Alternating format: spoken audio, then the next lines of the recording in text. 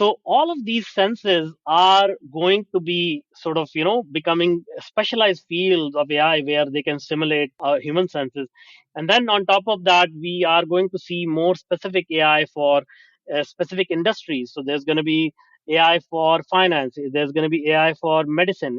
There's going to be AI for intellectual property, legal, all of these things. You can consider it as almost like some very very knowledgeable people, like the father of AI has called AI to be the next electricity or fire. So you can imagine, if your life depends upon electricity and fire, in a similar way it will also depend upon AI. Welcome to Tech Intersect. I'm your host, Tanya Evans, and my life and work exist at the heart of law, business, and technology. Yeah, I've earned a few fancy titles and degrees over the years, but the bottom line is I'm a writer, speaker, teacher, and lifelong learner, and I'm really excited that you've joined me on this journey. So what is Tech Intersect? Well, it's authentic, empowering conversations with really interesting guests who demystify complex topics to prepare you for the future, because your future is now. And it exists where law, business, and tech intersect. Get ready to listen, learn, and leverage. Let's get started. In this episode of Tech Intersect, I am really excited to speak with Manuj Aggarwal, who is an innovation evangelist and one of the leading AI experts throughout the world. As an intellectual property lawyer, I love this part of his bio. He has 4 patents in the fields of artificial intelligence and machine learning. He's a published author of 2 books on technology, and we'll certainly get into that. But I want to sing his praises even a little bit more because I'm so fascinated by and excited about his background as both an expert technologist. So Manuj is a behavioral scientist and expert in human psychology, but he's also an avid student of meditation, something I've been doing for almost the entire month of May as I try to unplug and really recenter myself so that I could come back in a truly balanced fashion.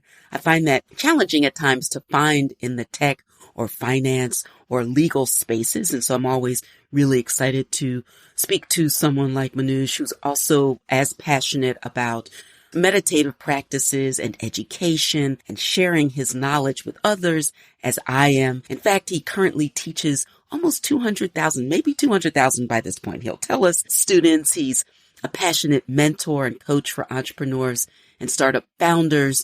He is also an advisor and consultant out of Tetranoodle, and we'll talk about all of that and more in a moment. But first, Manuj, welcome. Thank you so much. Wow, that was an amazing intro. Thank you so much.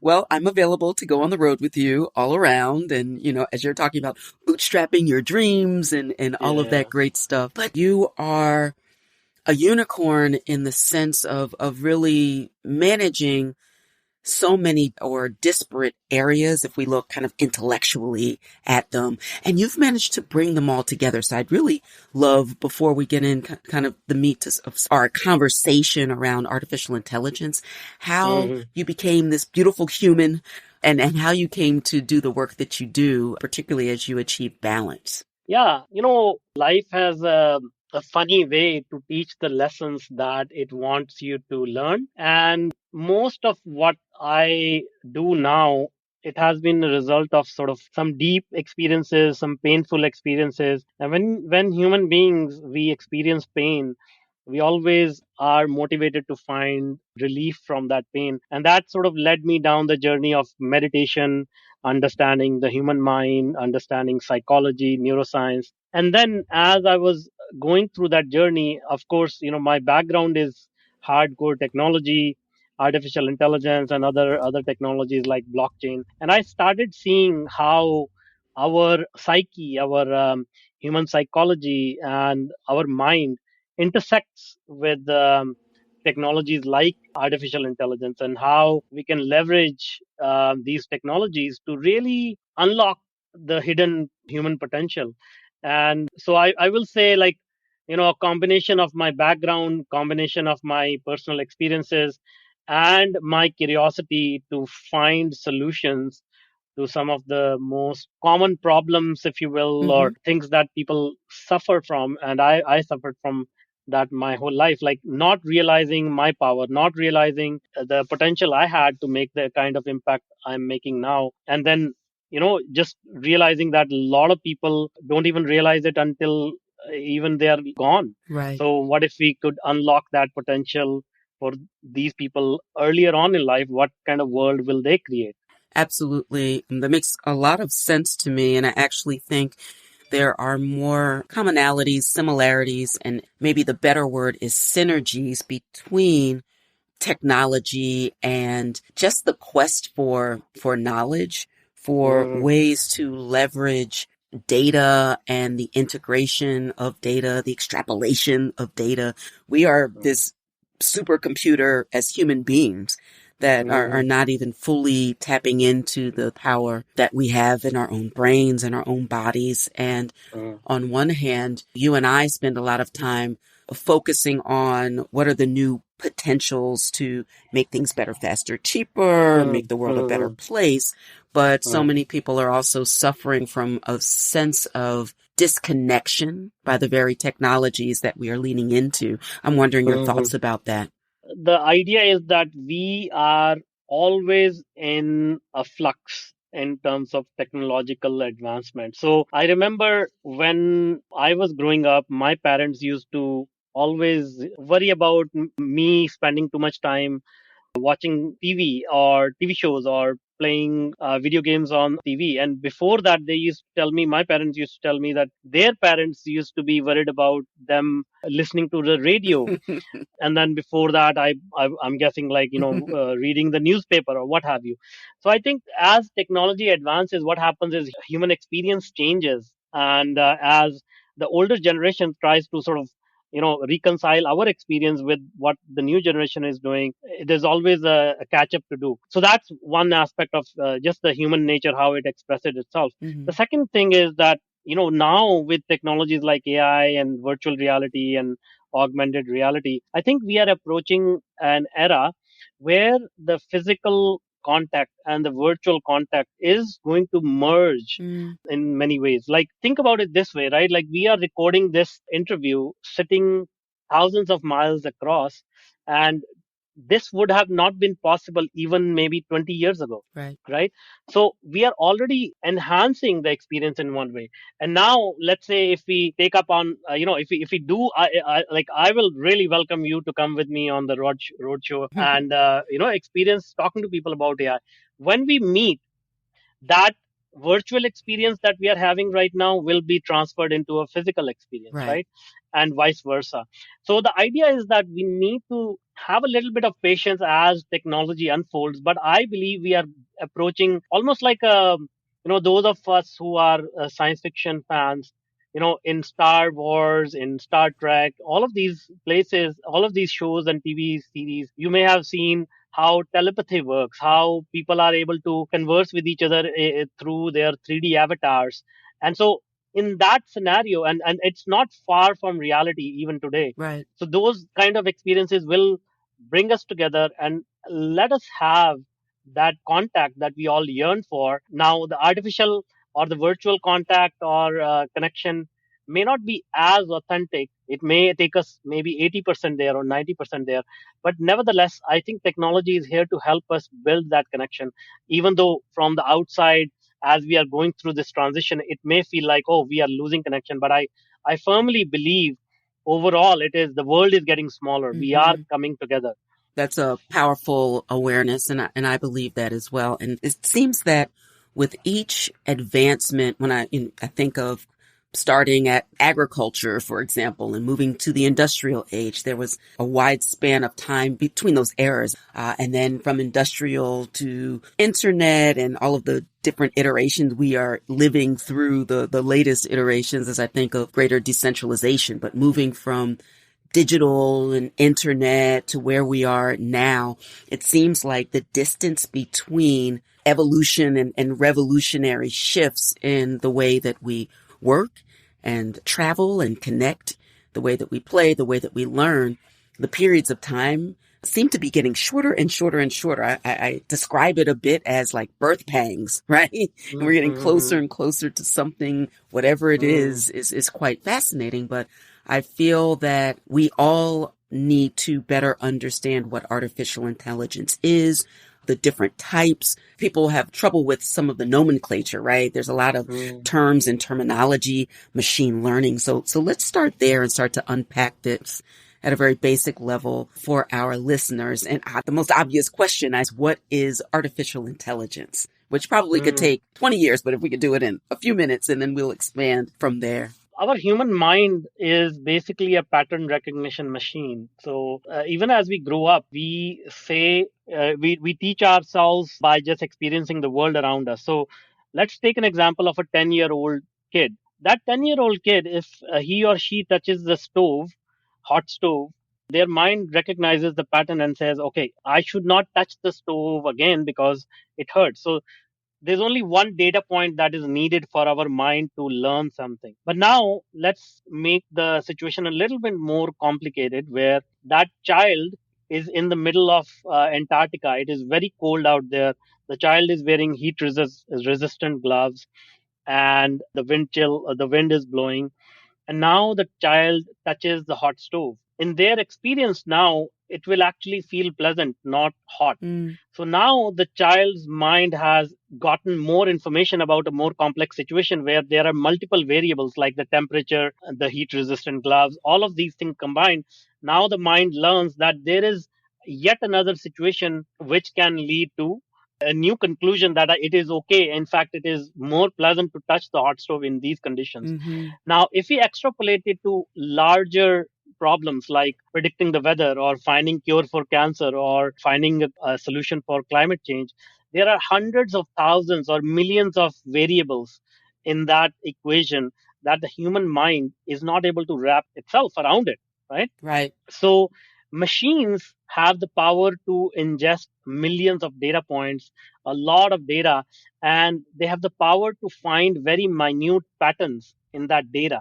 So what human mind can see and learn is minuscule compared to what the machine can synthesize and learn. So that is what artificial intelligence is, taking our ability to think and sort of exponentially multiplying it using the similar mechanism of learning from data.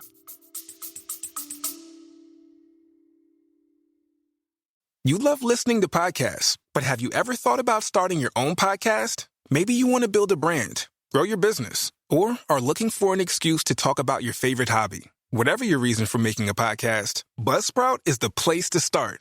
Since 2009, Buzzsprout has helped over 300,000 people launch their own podcasts. Buzzsprout walks you step by step through the whole process and will give you powerful tools to start, grow, and monetize your podcast. Ready to get started? Click the link in the show notes to get our free step-by-step guide to starting your podcast today. That's really, really helpful. And let's take it to the next step. What are the different types of artificial intelligence, and how does AI relate to machine learning, for example?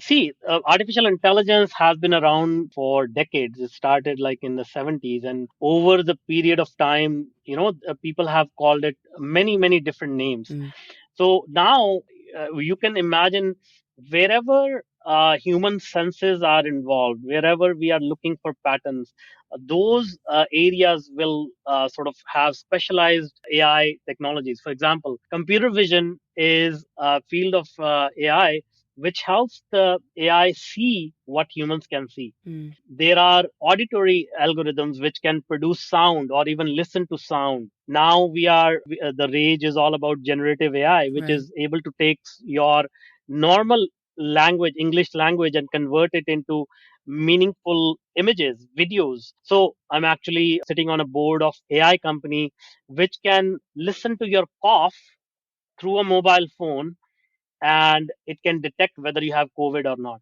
So all of these senses are going to be sort of, becoming specialized fields of AI where they can simulate human senses. And then on top of that, we are going to see more specific AI for specific industries. So there's going to be AI for finance. There's going to be AI for medicine. There's going to be AI for intellectual property, Mm-hmm. legal. all of these things, you can consider it as almost like some very, very knowledgeable people, like the father of AI has called AI to be the next electricity or fire. So you Mm. can imagine, if your life depends upon electricity and fire, in a similar way, it will also depend upon AI. So when I think about the impact, the extraordinary impact, given some of the other tools that you've just mentioned that transformed the human experience for the ages, that necessarily leads to obviously questions of whether AI can ultimately replace human intelligence or whether it works in concert with, and that raises ethical implications. So that's a question that I'm not an AI expert by any stretch, but I hear that question about, isn't it a concern about AI replacing human intelligence or killing humans and some of the ethical implications of the Mm. technology? So your thoughts about that? Well, I mean, there is no doubt that technology can be misused, but that is true for any technology, right? I can take a knife and I can cut vegetables and fruit for myself and nourish myself, or I can take that knife and murder somebody. Right. I can use fire to cook my food, or burn down a home. It's the same thing with AI as well. So, what I tell people is that we need to think about how humans have existed on this planet for millions of years. It is not because we are so competitive that we are so evil overall, but we have survived because we are collaborative, Mm. because we are empathetic, because we want to find solutions and we want to nurture our future generations. Because if humans had to kill ourselves and eliminate ourselves, Hmm. we would have done that long time ago, Fair. That's a right? fair point. uh, uh, I mean, there has been so many times in history when humans have dwindled to a population of few thousand. Mm. There have been world wars, there have been famines, there have been pandemics and epidemics. So there has been enough chances for humans to just go extinct. But yet here we are. So that means overall we are a species that believes in future and creating a better future for ourselves. Yes, the news cycles and the information around us makes us believe that we are evil, but that's not the case. Mm. The second thing is, if we also consider that the fear that, oh, AI is going to take over humanity. So that again reflects our human nature, where we have been trained to think that if you have power, your first order of business should be to eliminate others. Mm. But that's not the case. We find that most powerful people actually become powerful because they have the tendency to help other people, Right. right? And then the other thing is, knowing what AI means, what are algorithms and how things work. I'll give you a scenario. If AI has to become so powerful, and you have to realize that when people talk about eliminating other species, there's only one species that wages organized war against each other, and that is humans. Right. No other species does that. And when war breaks out between two nations or two groups of people, it is not that one single person is so vile and evil that he or she wakes up and says, okay, I'm going to eliminate the other group. It is a result of generational trauma. Mm. It's a result of suppression of generations over generations that breaks out in a form of volcano and it's a shape of war, right? Mm-hmm. Now, if we were to expect similar behavior from AI, I will imagine there has to be an engineer who is so tuned with human emotions and how these things erupt over generations, that he or she will need to be so enlightened. In fact, I believe he or she will need to be 10 times more enlightened and in tune than the Buddha himself Mm. to be able to understand these human emotions. And then he or she will need to be 10 times more intelligent to convert this knowledge into algorithms, into code. It's basically, we haven't even been able to define what consciousness is. Right.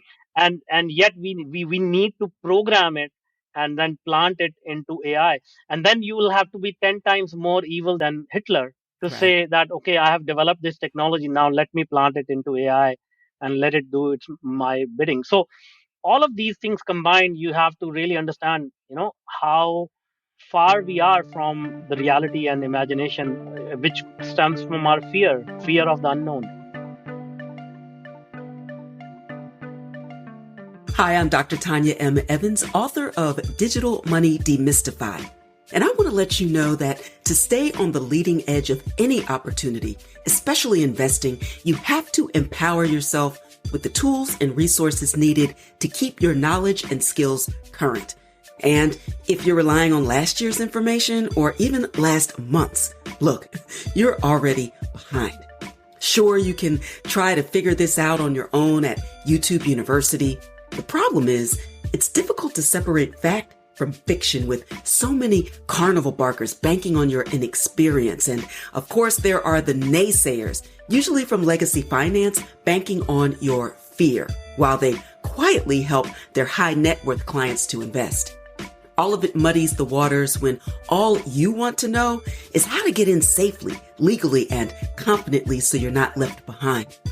That's why I wrote Digital Money Demystified, where I take the top 10 crypto myths head on and give you well-researched, well-supported facts to empower you to make good choices out there in the new digital cash economy. As a law professor who developed the first blockchain crypto and law online certificate program, a retail and corporate crypto policy and education trainer, and a thought leader appearing regularly on national media, I've done the heavy lifting so you don't have to. Look, there are plenty of books and courses on which crypto assets to invest in. Digital Money Demystified is the book you read before you dive into those. So head to digitalmoneydemystified.com to learn more and prepare for the future of money and wealth today. Absolutely. I think that's really, really helpful and sets the stage for, okay, we can appreciate concerns. We can appreciate certainly how technology is neutral, but can be used for good or evil, and all that it would take to render the extinction of humankind. So that being said, there's a lot of power and promise for the everyday person to use and leverage this technology. Let's focus in the time that we have remaining a bit about ChatGPTs, because that seems to be all the rage as well. And even my 70-something-year-old father asked, now, what is this, Ton, about this ChatGPT and how do I use it? So let's focus on first, what is ChatGPT as part of large language models and how it works at a fundamental level? It's a very simple way to explain that. So what they did was the OpenAI as a company who is responsible for bringing ChatGPT.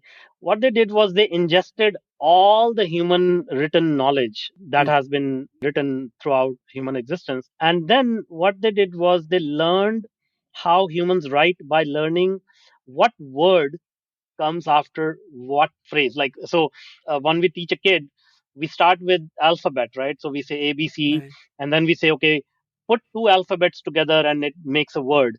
And then put multiple words together, it makes a phrase. And then multiple phrases together makes a sentence, right?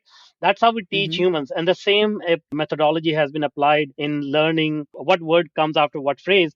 And if you do it again and again, billions and billions and billions of times, you learn how humans communicate and how we have communicated throughout history. So that is the body of knowledge that is contained in platform like ChatGPT. So you can literally think of a very wise old person who has studied everything under the sun. This person has a PhD in business, PhD in sales, PhD in history, PhD in anthropology, PhD in like all the sciences, and now they are ready to answer any of your questions, right? So that's what the technology is. Now, how do we use it? What I say to people is, the barrier of entry to do this has come down significantly. So there is no Mm-hmm. excuse to experience it. So let go of your fear and let get over the misinformation. Just take Mm-hmm. a few steps, which is one, sign up for a free account for ChatGPT.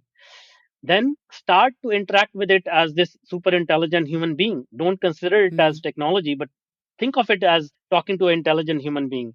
And when we talk to an intelligent human being, what do we get? If we ask the right questions, we get the right answers.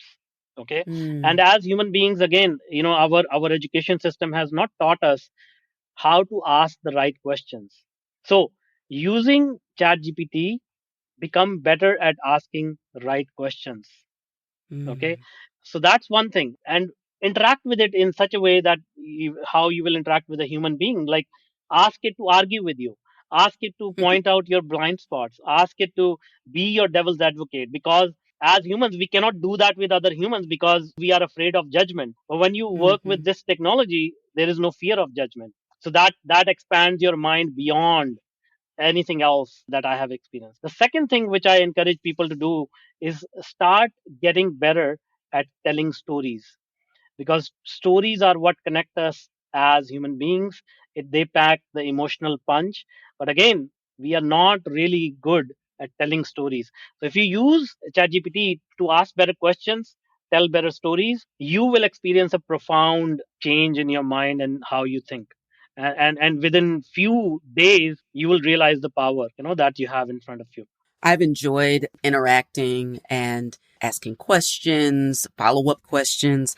I felt it was very intuitive for me, especially when I think of the legal research that I've had to do as an attorney and as a law professor, using things like LexisNexis and Westlaw and having the right Boolean prompt in order to get to the universe of information that I was searching for. And if I was too vague or too general, then thousands of entries would come back and I had to tweak and be more direct or specific or have follow-up questions. And I'd not really thought of, even though intuitively I was doing that with ChatGPT, your description of the interaction and the connection and the experience resonates with me quite a bit. In fact, I always say thank you and would you Yes, please yes, yes. and have you considered? And oftentimes before I was using the paid version, and even with the paid version as well, Mhm.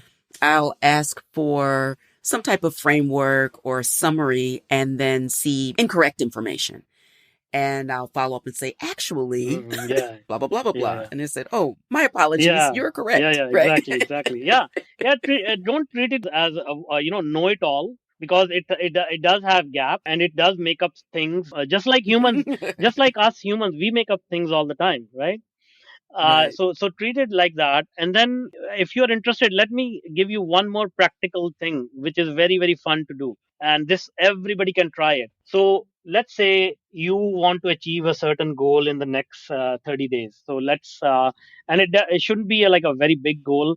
But let's say you just want to travel to, take a mini vacation with your family or whatever. Now what happens is that we set these goals, but we don't have a lot of clarity on what that experience is going to be like. Mm-hmm. And again, that's our inability to articulate things or imagine in vivid detail what that experience is going to be like. So go to chat gpt, describe yourself, describe this experience that you want to have, and ask it to write a very detailed, at least 2000 word story in the first person and in the past tense, as if this thing has already happened. Okay, and in that story, ask chat gpt to give you all the details about the people that you were with, the tastes, the cuisine you tasted, the weather, the places you visited, and then read it out to yourself. And then you will see amazing things happen.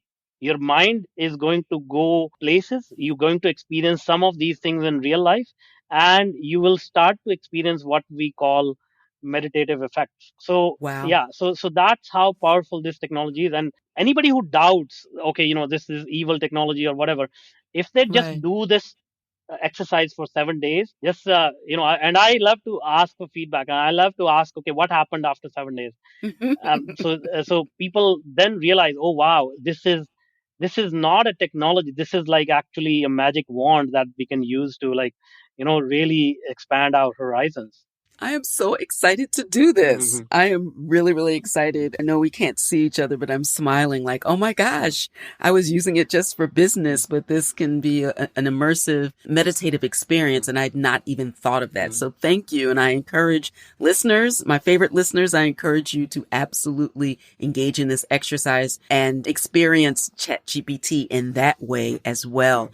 Okay. So final thing I want to discuss with you, Manuj, I know that you run a boutique big data and AI consulting company called Tetranoodle Technologies based in Canada. And please share with us the work that you're doing I know you have some of your notable clients, Microsoft, IBM, Desire to Learn, the list goes on and on. So I'm very fascinated about the work that you do as well. Yeah, so our work revolves around, helping people adopt technology and solve complex problems. So we are an innovation and technology consulting company, and we specialize in AI because, my background is AI. I have 4 patents in AI, and, I was just recognized as a global thought leader in AI. So what we do is we sit down with our clients and we ask them, okay, what is the end goal you're trying to achieve? Because a lot of people realize AI is a game changer, and they have ideas that they want to build products on. They want to improve their current existing businesses, make them more efficient or more profitable. So we understand those requirements, and then we work backwards from the goal.